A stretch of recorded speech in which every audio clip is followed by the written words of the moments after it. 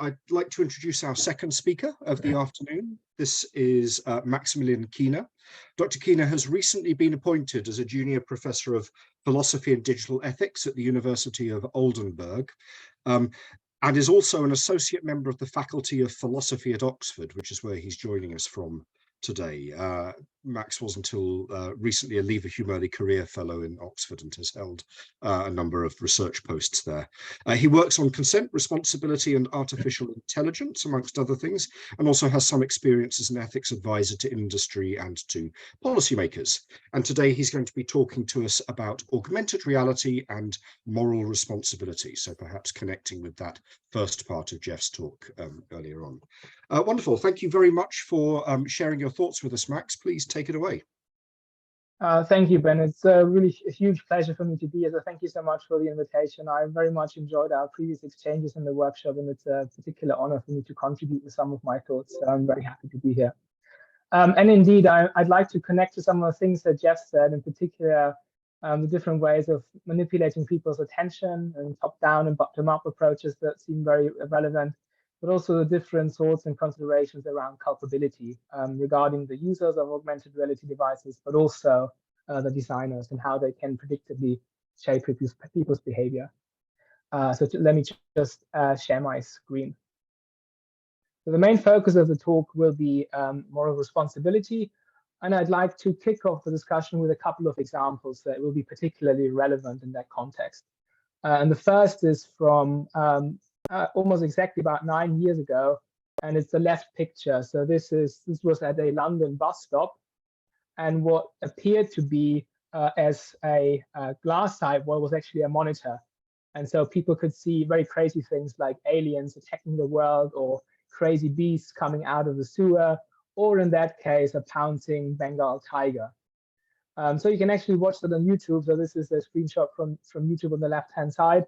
And there are some really hilarious reactions from people, but some of them literally jumped out of their seat, ran away, and there was obviously a risk that they would run into ongoing traffic or bump into other people. A year earlier, 2013, this is the picture on the right-hand side. This is from New York Grand Central Station. You can see an installation without augmented reality, but this was at some stairs there, and you can see Michael Hall, I think, if I remember correctly, so the star from the series Dexter, with some cellophane covering his face. And one woman came to that Grand Central Station, was so shocked, and she fell off the stairs and broke her ankle and got some concussions. So that eventually led to legal proceedings, and I think is a good indication that shows that kind of exposing people to certain stimuli or shocking experience can lead to actual harm and raise questions about legal liability and moral responsibility. But in that case, it was just that people had, first of all, a kind of a passive role. So they were exposed to these things and then reacted in a particular way. Now I want to proceed to an example where people exposed to AR had a bit more of an active role. And what we can see here is a picture from a movie called The Witness. It's not really a traditional movie. It's more like an online mystery game or role play. I think it was described as the first movie in the outernet. So people would walk around with their phone or digital devices, film the environment that they were in, and then they would see as if there were certain people around, people that could interact with. They had to solve certain puzzles, make choices, and depending on their choices, they would then be led to different other places, and different people would then have different endings of that movie. And again, depending on what choices you make, you could enter certain risky situations or end up harming either yourself or others.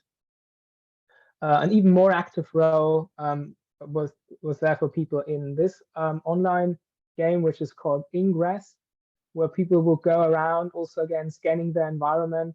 And one of the main aims in that game was to detect, I think, portals, virtual portals, and either destroy those portals or do something else. But you had to be near to an actual physical object. And the game would often encourage people to behave in ways that would be very unusual for pedestrians or people walking around. So for the bystanders or for traffic participants, that might often have been very surprising how these people acted while they were playing the game. Also, again, creating risks of harm. And finally, the most extreme case brings us back to December. No, sorry.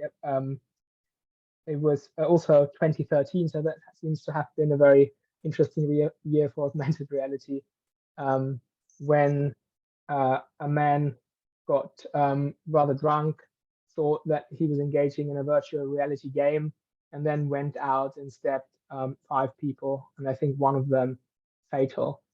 And that raised questions about that person's responsibility as well. So certainly the intoxication wouldn't get that person off the hook. They voluntarily consumed alcohol, and that wouldn't be a point. But what people discussed in the legal context was whether the mens rea requirement, so the requirement of a guilty mind, that they actually knew what they were doing, had a relevant intention, or were at least negligent, that was in dispute, and people argued about whether some conditions of a legal offense could be met in this case.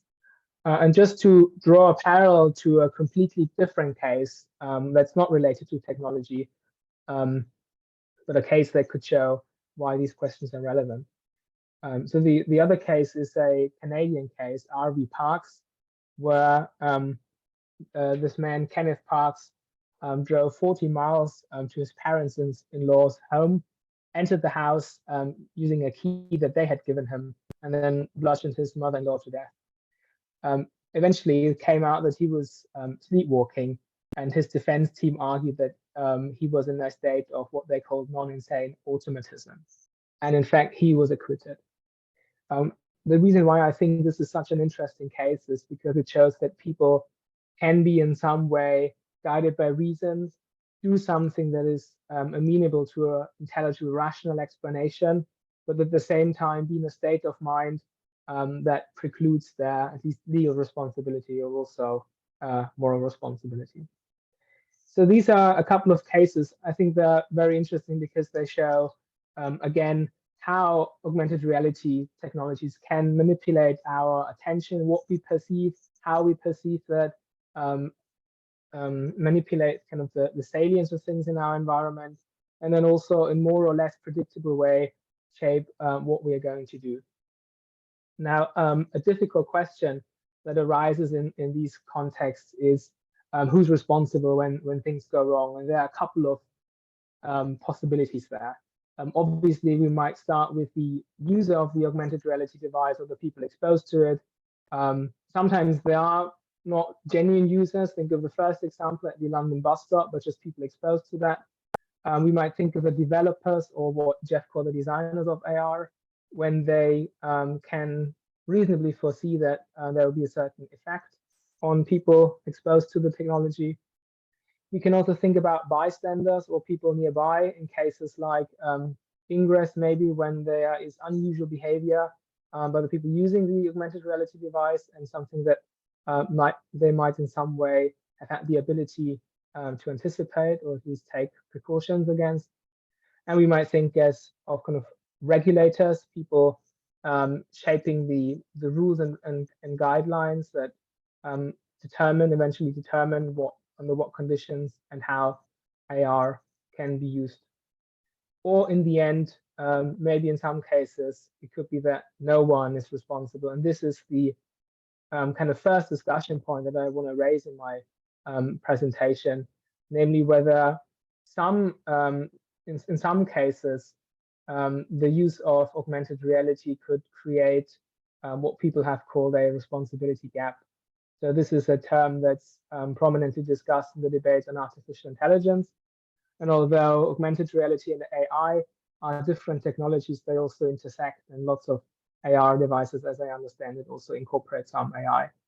And the idea of kind of the problem of a responsibility gap would be that it's a kind of a deliberate human invention and a human creation, but at the end of the day, no human might be responsible in a genuine sense when things go wrong. So it's not just that there is an absence of moral and legal responsibility, but also that there is an unmet need for some moral responsibility. And one of the questions I think that is, in my opinion, still not sufficiently explored is the value that responsibility has. And this is the second point that I want to raise in this kind of introduction to moral responsibility. So the significance that responsibility should have within an ethical framework of new technologies, including augmented reality. So why is it that we should be concerned with clear assignment of responsibility? Just to put out 2 points there that people mentioned. One is we're interested in responsibility in order to avoid situations where people might think they could get away with negligent behavior. So we don't want to encourage that. We want to create a situation where accountability encourages reliable and kind of trustworthy development of new technologies. It's kind of controversial whether this is really a good reason to care about responsibility rather than just go on with a negligence scheme. And the other point that's been developed recently by Jen and Vella is the thought that we need a responsibility framework for social trust. So when we have these new technologies and things go wrong and people get harmed, that maybe there's even an unequal distribution of harms and benefits. An accountability scheme is important so that these new technologies find the social acceptance that is needed for them to be rolled out. And so this is kind of the framework that I want to use for today to approach the topic of augmented reality and moral responsibility. And in the next step, I just want to talk about some basic ideas about moral responsibility, a bit more general, and use those ideas then to make more specific the challenges that we might face in the specific context of augmented reality. So I'm taking a step back and just introduce a couple of ideas that I'll later explore. So one important distinction I think that we have to draw is between answerability and blameworthiness. So answerability is that type of responsibility that makes it apt, fitting, or legitimate for someone to demand an explanation from a person. So if you're answerable for something, you are in a position or even obliged to explain or justify your conduct to others. This is not a purely non-rational causal explanation. So it's not an explanation that maybe a brain scientist could give of your conduct, but it's about the reasons that you had in acting as you did, the good that you saw in your conduct, and so on. And answerability is this type of responsibility that makes one a proper object of some moral assessment as well, whether one lived up to certain standards or norms or obligations that one had. But it does not yet imply one's liability to blame or praise or punishment or conviction. So that would depend on what kind of answer or explanation one could give. So we could think about a situation where someone is answerable for causing some harm, but they have an excuse or a justification. So an excuse would be that maybe someone else forced them to do that they were non-culpably ignorant, or they were subject to some kind of misinformation or deception of the kinds maybe that Jeff mentioned earlier. Justification would be to say, look, this might be wrong in general, but on this particular occasion, I was right to do that. So answerability is the type of moral responsibility that creates one's eligibility for praise and blame, but doesn't yet imply one's liability to these reactive attitudes. And this is a type of responsibility that hasn't received as much attention as types of responsibility that are more closely connected to deserve for praise and blame, where particularly in the debate on free will, people thought of responsibility in very close connection to desert for praise and blame, where being responsible often already meant that one was also a proper target of these reactive attitudes. So I want to keep them apart because that will play an important role later on. Then another really important distinction, I think, is between forward-looking and backward-looking senses of responsibility. So Forward-looking responsibility is often discussed in the context of role responsibility or understood as some form of obligation. So you could think of the responsibility of a teacher to look out for their student, or the responsibility of a parent to look out for their child. Often it's also used in the plural, that people talk about responsibilities, and what they mean is kind of a set of obligations. Backward-looking senses are senses of responsibility, where it's about being responsible for things that already happened. So someone caused a particular type of harm, or committed a particular offense, and then the question is, are they responsible for that thing in the past?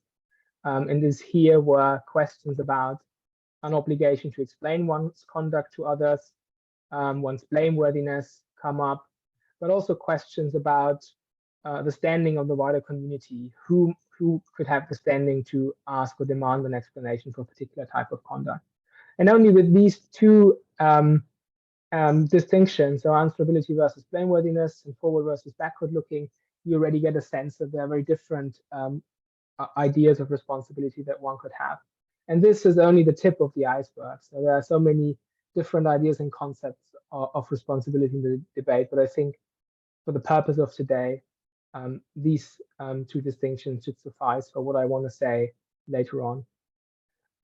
Then there are two major theories or theory camps at the moment. So there are the what's called the control theorists, and the quality of will theorists. So the control theorists, they usually emphasize that control is a necessary and often also sufficient condition for one's moral responsibility, and they offer different takes on what control means. So some of the control theorists, they go back to what Jeff I think mentioned when he talked about voluntary control, where a link to the will or choice is crucial, so that we can only be responsible for things that we in some way choose or are subject to our intentional control. Other people, most notably Fisher and Ravisa in their book Responsibility and Control, explain control in terms of reason responsiveness. So the way in which we are able to respond to reasons, where the link to choice was not as prominent in other views.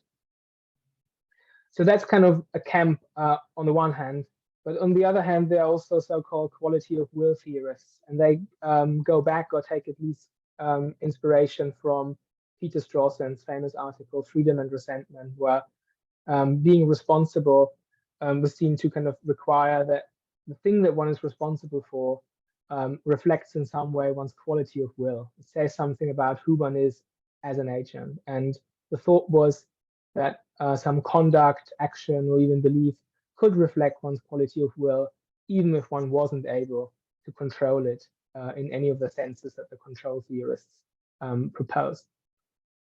So at the moment, one very influential theorist in this regard is David Shoemaker, and he thought that quality of will is a very general idea and could be unpacked in different dimensions. And we should at least recognize three of those.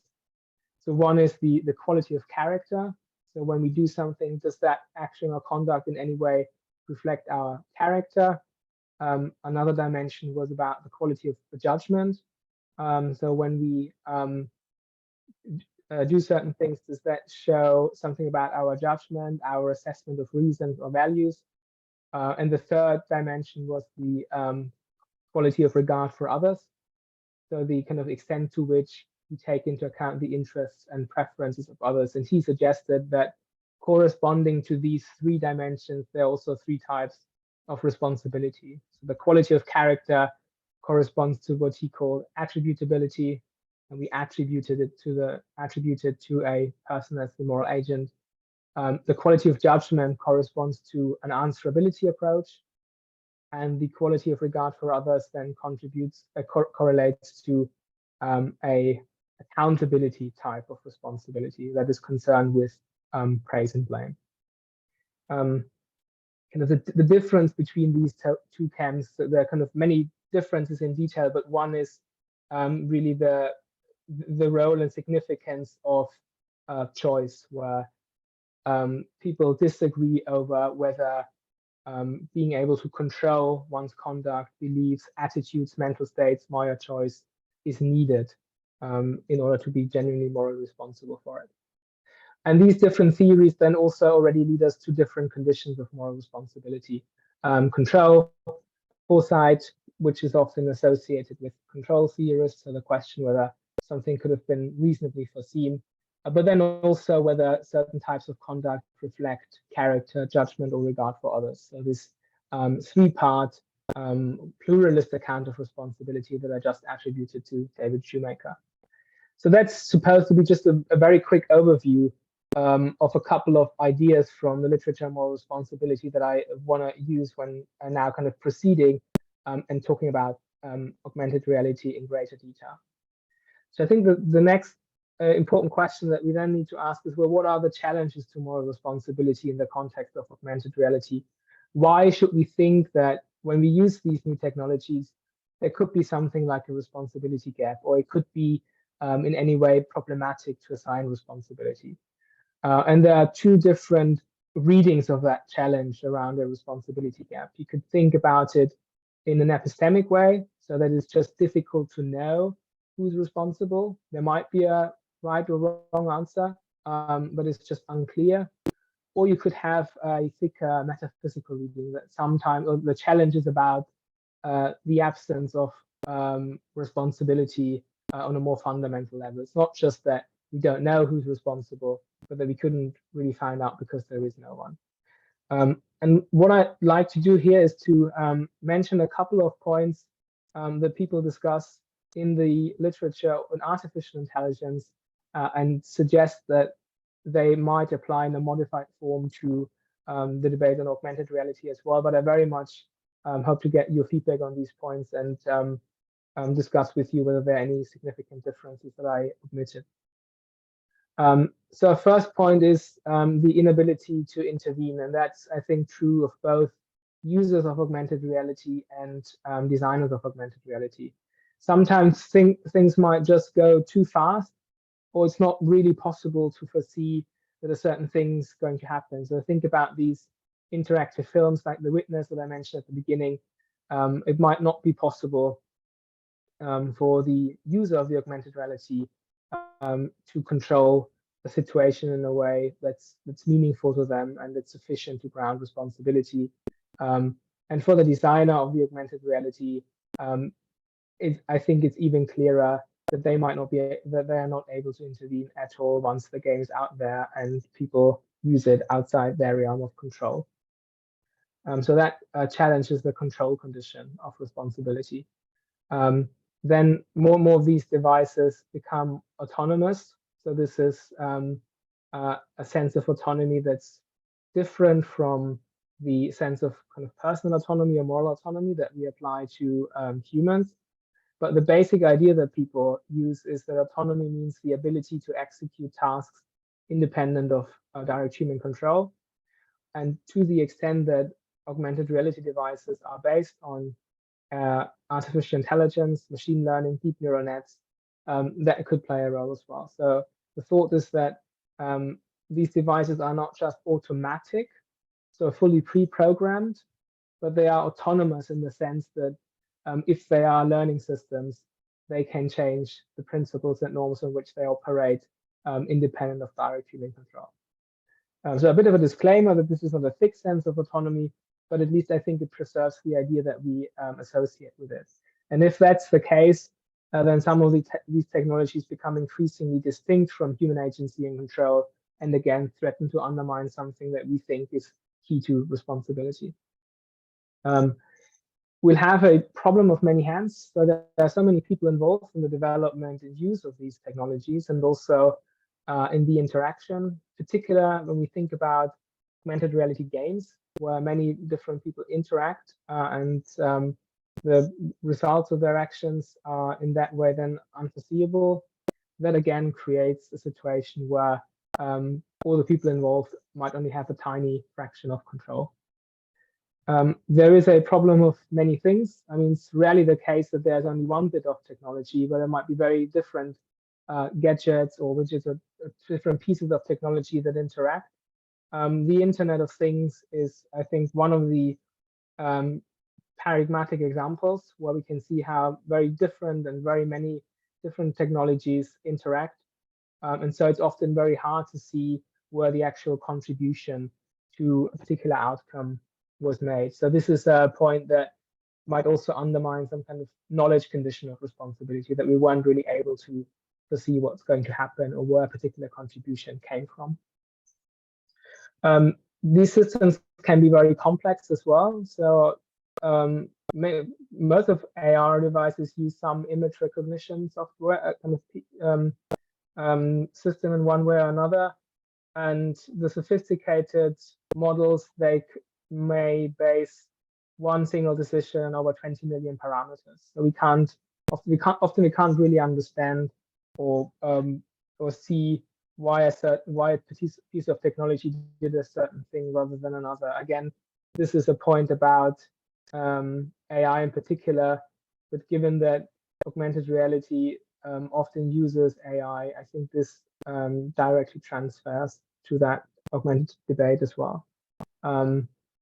Then there's a point about what I call fluidity. This is even if we understood a particular system at one point in time, it might change its algorithm the next day or the next weeks, given that to the extent that and insofar as they incorporate learning algorithms. So again, this is a huge challenge to understanding how particular pieces of technology work, and therefore also a challenge to the epistemic condition of responsibility. And finally, this is something I added that might then connect again to what Jeff said about manipulating people's attention. So in some regards, when people are exposed to augmented reality or use these devices, there could be certain manipulative influences, or I mean, less pejoratively speaking, there could be certain sorts of nudges. And what could happen in these instances is that the explanation of why people do certain things can no longer be a justification for these types of conduct. So if certain things are just very salient, that doesn't mean that they are very important. So the salience kind of explains why people did a certain thing or focus on a certain aspect in their environment rather than another, but it can't really justify it in any way. And to the extent that these technologies can manipulate and affect people's responsiveness to reasons, they could also affect people's ability to answer for their conduct, to give justifications, and in that way undermine responsibility. So this is again just a brief overview of a couple of points, a couple of reasons why one might think that in the use and development of augmented reality, there could be a situation where the assignment of moral responsibility is incredibly difficult or even impossible, because our best theories give us particular conditions of moral responsibility, having to do with control, foreseeability, or reflection of our will. But with these new technologies, we can imagine many situations where none of these conditions is met. So we might end up with scenarios where serious harm is caused, but no one is responsible. And with the remaining 10 minutes that I have, is that correct, Ben? Or was it 8? I counted 8, but 8, okay. Yeah. I just want to sketch two ideas, two I think unorthodox ideas, how to think about responsibility and deal with that situation. And these two ideas are things that I call strict responsibility and taking responsibility. So responsibility is strict when there is no requirement of fault, display of ill will, or what the lawyers will call mens rea. So I think you all know strict liability, which is a very prominent term, so which means that you can be liable for something in the law just by causing some harm, and irrespective of whether you intended it, whether you were negligent, or whether you had any or some mens rea. But there are also kind of cases where answerability can be strict. So for instance, if and this is kind of a similar form. So you would again, let's say, perform a certain act or cause a certain harm, and then be obliged to answer for your conduct in court, and irrespective of whether there was anything like intention, negligence, or recklessness. So one example is that suppose you sell contaminated food, you could be charged with an offense of selling food of a nature of diminished quality. But at this point, you wouldn't become liable for anything because you could have a defense, you could offer a defense, but it'd be up to you to show that you applied sufficient diligence there. This is, in some ways, you can understand it as a case of reverse burdens of proof. So the prosecution only has to show you did the actus reus, the kind of conduct element, and then you have to show that you applied due diligence. There are some pragmatic and moral considerations to do that. So pragmatic considerations having to do with making it in some way feasible to suppress offense, the commission of offenses or crime, and moral considerations having to do with how to distribute the burdens of proof and different costs across various activities. But the reason why I mention this idea and in this brevity is because it doesn't require any ill will or even a reflection of judgment in the way that philosophers think is needed for moral answerability. So if responsibility as answerability is strict in this sense, we could think that the designers of augmented reality are strictly responsible when the use of their augmented reality devices causes harm to other people. So that people would use it in a way that by which they either harm themselves or others.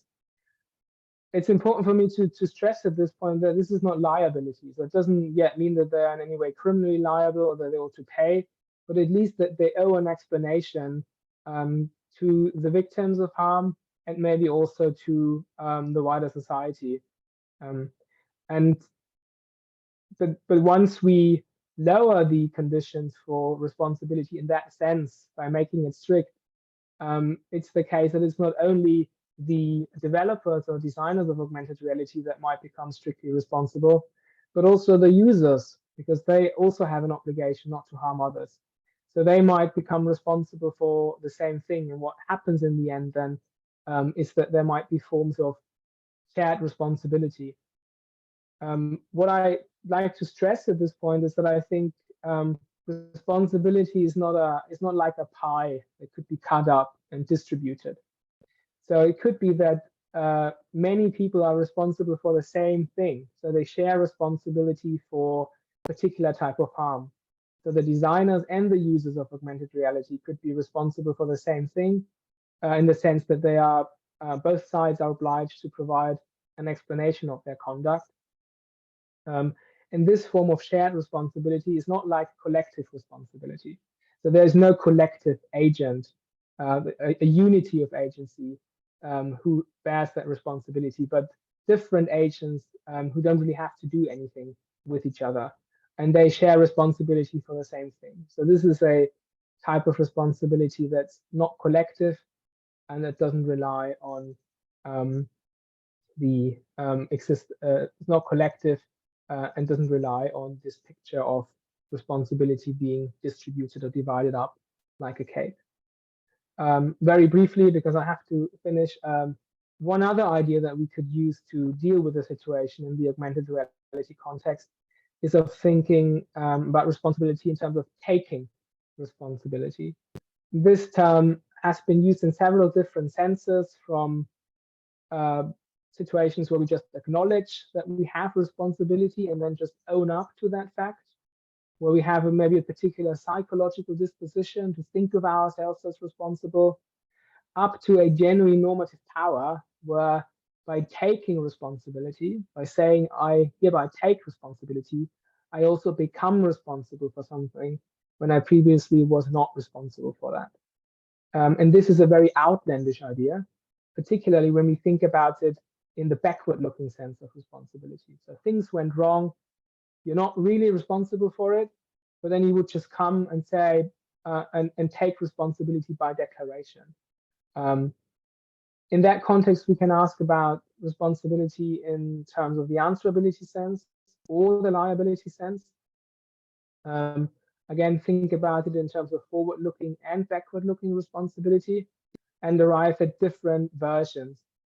What I would like to suggest to focus the attention is that there could be a backward-looking sense. So this is the outlandish and very weird part, maybe, but I want to concentrate on the answerability bit. So I want to suggest that it's possible that if one caused harm in a way that one wouldn't normally be responsible for because one lacked sufficient control, for instance, but still in cases where it was somewhat in the gray area of one's agency, it wasn't completely separated. One can then say, I'm now taking responsibility for this, which means I now impose an obligation on myself to explain my conduct to certain others, maybe follow up on the well-being of those whom I've harmed, and also discharge what's sometimes called second-order obligations associated with moral responsibility, things like an obligation to apologize, maybe even an obligation to compensate later on. And there are a couple of ways to support that, but what I want to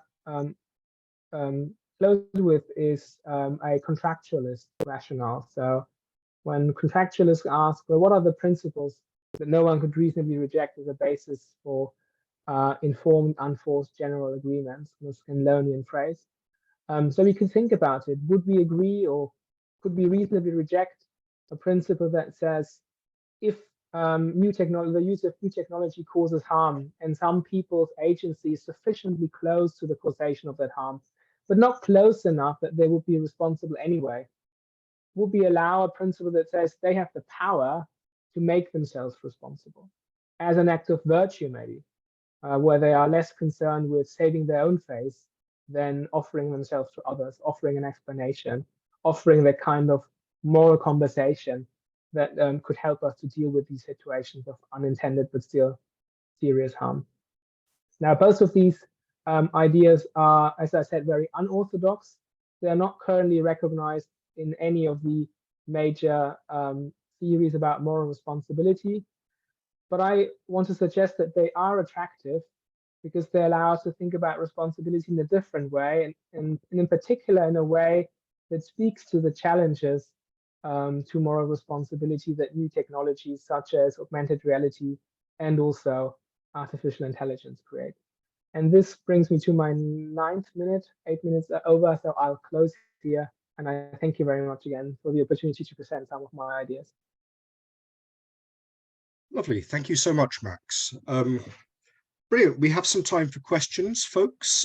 Please put a Q or ask for a follow-up in the chat to me, or raise your hand in the main room if that's easier. And we've got a little bit of time where Max can answer some of these questions. Perhaps I might kick off, Max, if that's okay. Yes. I was thinking about the thing you said at the end, this idea about sort of a frame, understanding responsibility as something you can kind of expand the scope of it. You can take responsibility. I have to say, it doesn't seem terribly outlandish to me, this suggestion, which is not to minimize it at all, but I find the thought that might be a valuable thing to do quite I find that quite plausible. But in the context of this specific discussion, I mean, the role it's playing for you is the worry that augmented reality, because of the factors you picked out earlier in your talk, threatens to generate responsibility gaps. Responsibility gaps are bad for various reasons, including perhaps the two kind of rule consequentialist reasons you articulated. And so re-engineering our concept of responsibility a little bit to include this idea of it as a normative power that you can kind of voluntarily take on responsibility kind of fills in the gaps, because it explains to us why it might be good for people to voluntarily fill those responsibility gaps. Is that how it fits together? I think that's right. Yeah. So I think that's I mean, it seems to me that there's still unclarity about what the value of responsibility is. So I'm personally skeptical about these rule consequentialist approaches, because I think there'll still be responsibility for negligent conduct, and these rules will still apply. So we need to think about values of responsibility in other ways. But what I find plausible is that particularly the answerability type of responsibility opens up a certain moral conversation between those who've been harmed and those who maybe caused that harm. So, and that, yeah. Sorry, go on.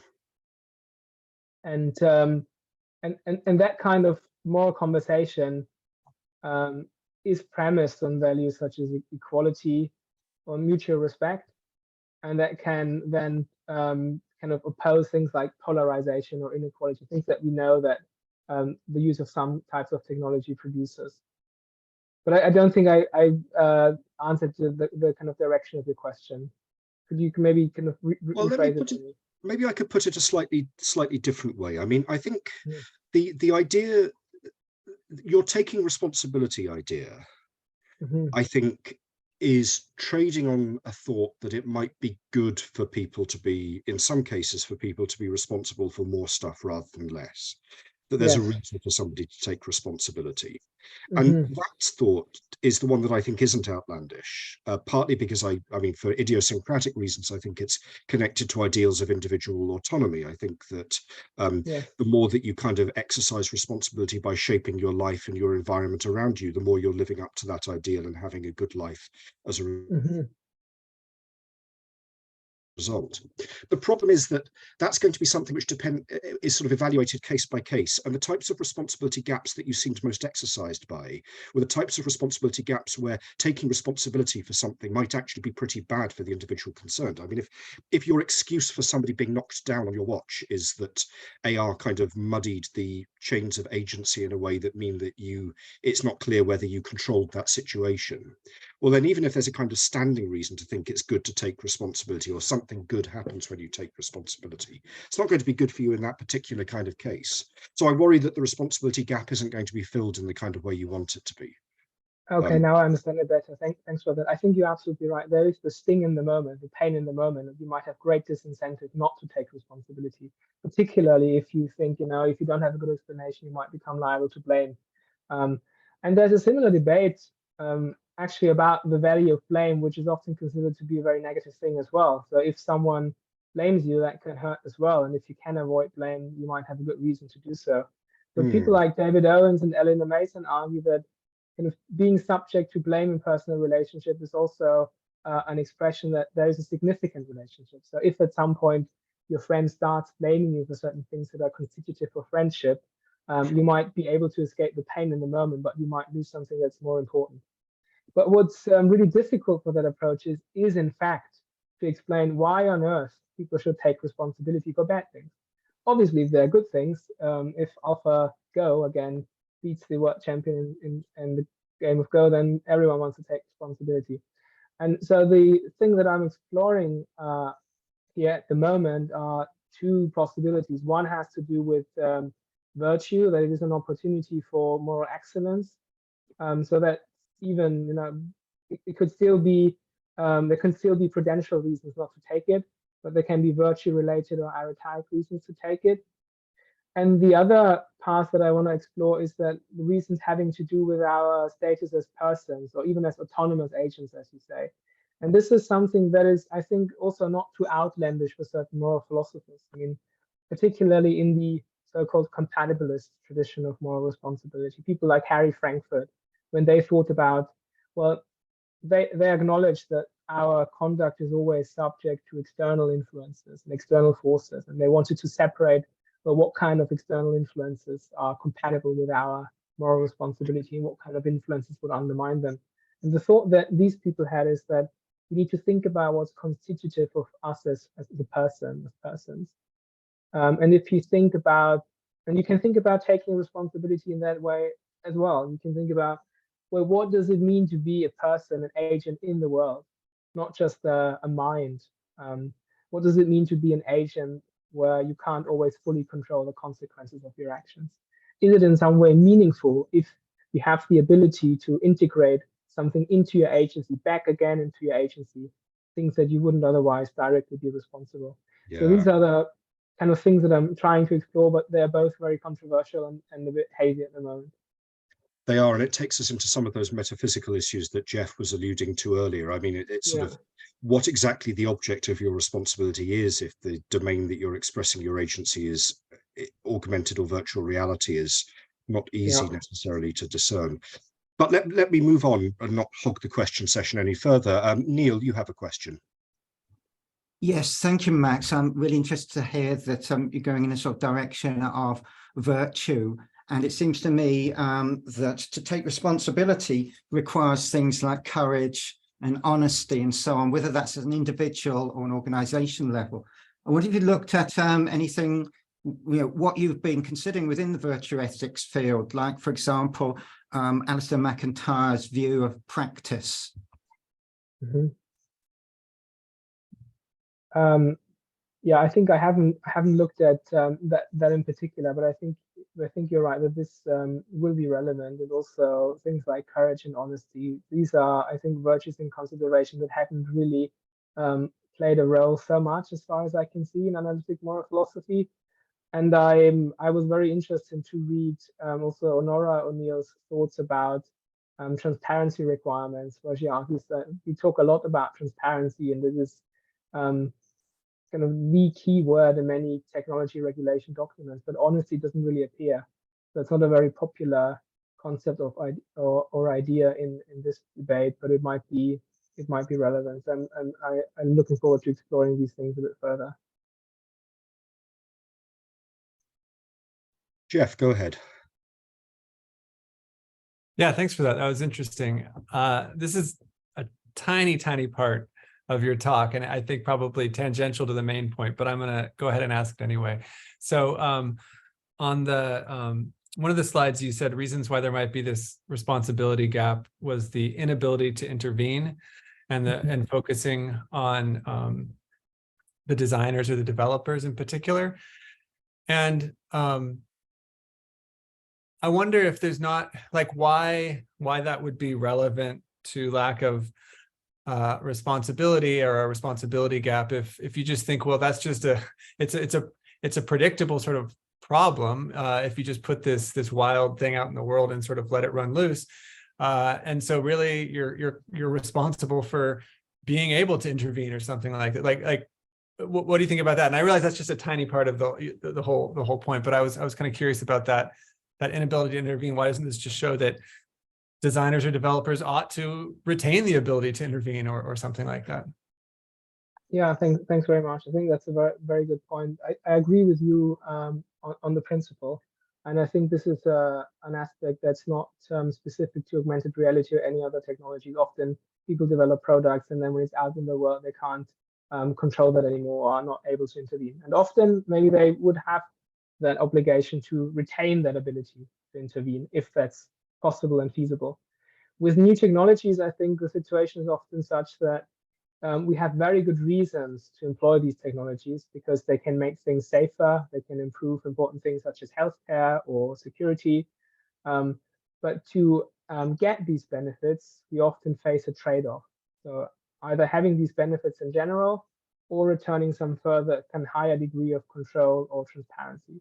So there might be very good reasons to say, let's use that particular bit of technology and kind of just accept that we will have a low degree of control, or we won't be able to anticipate what's going to happen. And that makes it different from other cases where there might be good reason not to use something in the first place if we don't have the ability to intervene, because the advantages aren't just significant enough. And I think the question that you have has wider relevance and will concern me in the future as well, because you might think once you make the decision to take the risk and put out that technology, then you are responsible for whatever follows from the use of that technology. So you make a choice about whether to implement that technology. And I think we can see that also in the debate around ChatGPT at the moment, when people say, well, we've made that choice to put it out, and now when bad things happen, we can't just brush off our responsibility so easily. Thanks. Super. Well, I make it 5 minutes to the hour, so I think we should thank Max very much for a very stimulating talk.